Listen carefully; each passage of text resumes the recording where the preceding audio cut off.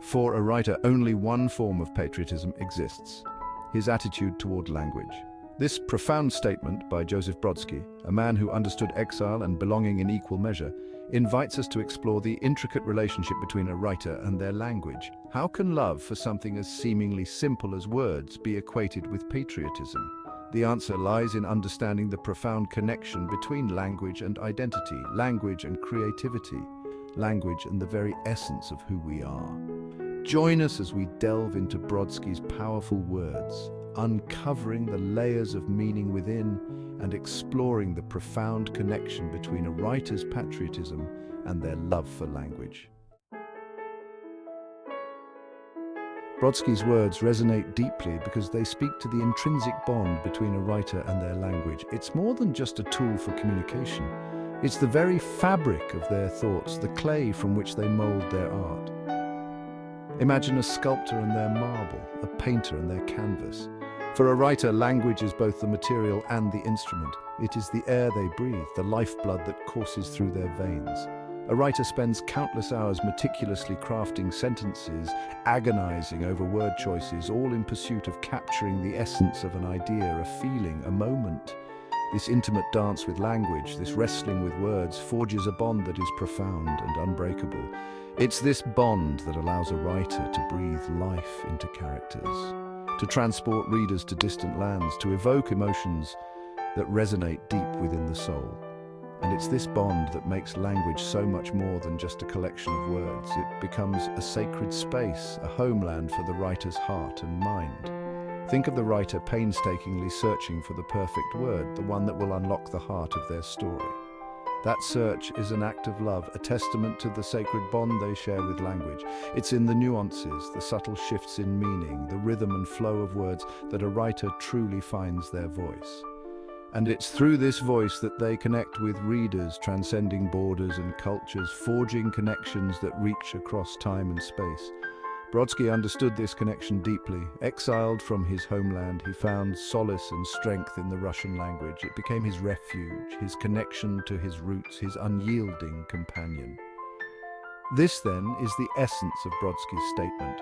A writer's patriotism lies not in allegiance to a nation-state, but in their unwavering dedication to the power and beauty of their language. Language is more than just a tool for communication. It's a powerful force that shapes our very identity.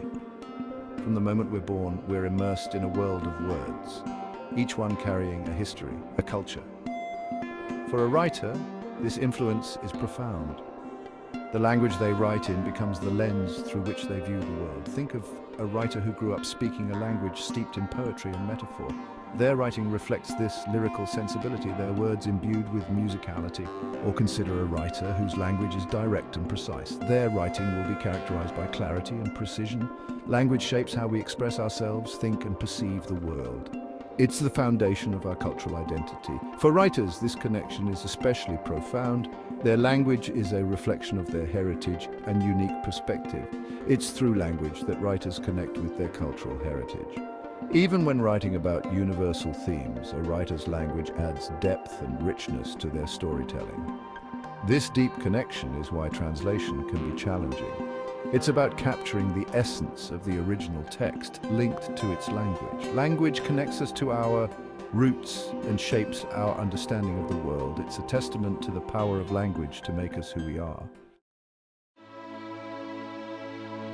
Chapter 3. Patriotism is often associated with grand gestures and unwavering loyalty to one's nation. But what does it mean to be patriotic towards something as seemingly abstract as language?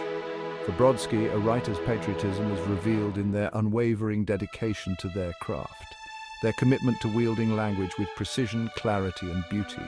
Imagine a craftsman meticulously honing their skills, spending years perfecting their technique, always striving for excellence. A writer's relationship with language mirrors this dedication. They approach their craft with reverence, recognizing the power and responsibility that comes with shaping words into meaning. Every sentence is crafted with care, every word chosen with intention. This dedication is not driven by a desire for fame or fortune. It stems from a deep-seated love for language itself, a recognition of its ability to inspire, to enlighten, to challenge, and to connect. It's in the countless hours spent revising, editing, and polishing their work that a writer's true patriotism shines through. They are not content with mediocrity. They strive for greatness, pushing the boundaries of language, exploring its full potential. This dedication to craft is not about blind allegiance to rules and conventions. It's about respecting the inherent power of language while simultaneously seeking new and innovative ways to use it. Think of a jazz musician who has mastered the fundamentals of their instrument but isn't afraid to improvise, to push the boundaries of melody and rhythm. Similarly, a writer who is truly dedicated to their craft will experiment with language, exploring new forms, bending rules, and pushing the boundaries of what words can do. This willingness to experiment, to innovate, and to constantly strive for excellence is at the heart of a writer's patriotism towards language.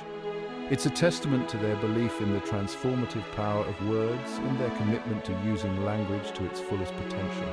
It's a patriotism that transcends borders and ideologies, uniting writers across cultures and continents in their shared love for the written word. Chapter 4.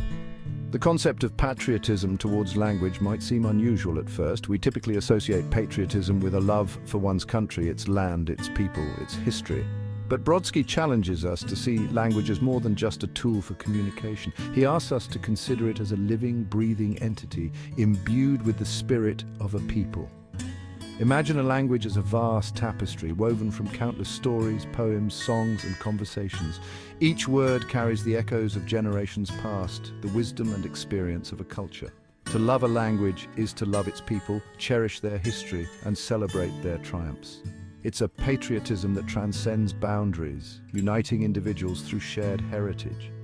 Language has the power to evoke a sense of place, identity, and shared history. To be patriotic towards a language is to protect its integrity and nurture its growth. Just as a nation's flag symbolizes unity, a language serves as a rallying point for pride and heritage. Chapter 5. The search for belonging is a fundamental human need. We long to feel connected to something larger than ourselves, to find our place in the world. For many, this sense of belonging is rooted in their nationality, their culture, their community. But for writers, language can provide an even deeper, more profound sense of belonging. It's through language that they connect with a lineage of writers who came before them, who grappled with the same questions, who explored the same depths of human experience. Imagine a young writer discovering the works of a literary master who wrote in their native tongue centuries ago. Suddenly they're not alone in their struggles, their joys, their observations about the world. They're part of a conversation that has been ongoing for generations, a conversation that transcends time and space. Language becomes a bridge connecting them to a community of like-minded souls, a chorus of voices speaking across the ages. This sense of belonging is not limited to writers who share a common language. The act of translation itself can foster a profound connection between writers from different cultures.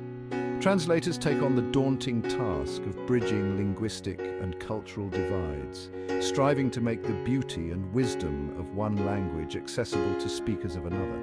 In doing so, they become cultural ambassadors, building bridges of understanding and appreciation between different parts of the world. They demonstrate that while languages may differ, the human experience they express is universal. This then is the ultimate gift of language. It has the power to connect us, to remind us of our shared humanity, and to foster a sense of belonging that transcends borders and ideologies. For writers, this connection is particularly profound. Their love for language is a love for the very essence of what it means to be human, a recognition of the shared journey we're all on. It's a patriotism not of flags and anthems, but of the heart and mind, a celebration of the power of words to unite us in our common humanity. As we've explored Joseph Brodsky's powerful words, we've come to understand that a writer's patriotism lies not in allegiance to a geographical location, but in their unwavering dedication to the power and beauty of language. It's a patriotism that celebrates the nuances of words, the music of syntax, the ability of language to transport us, to challenge us, to make us feel truly alive. It's a patriotism that recognizes the profound connection between language and identity, language and creativity, language and the very essence of what it means to be human. Subscribe to the Morality Matters YouTube channel for more quotes and inspirations.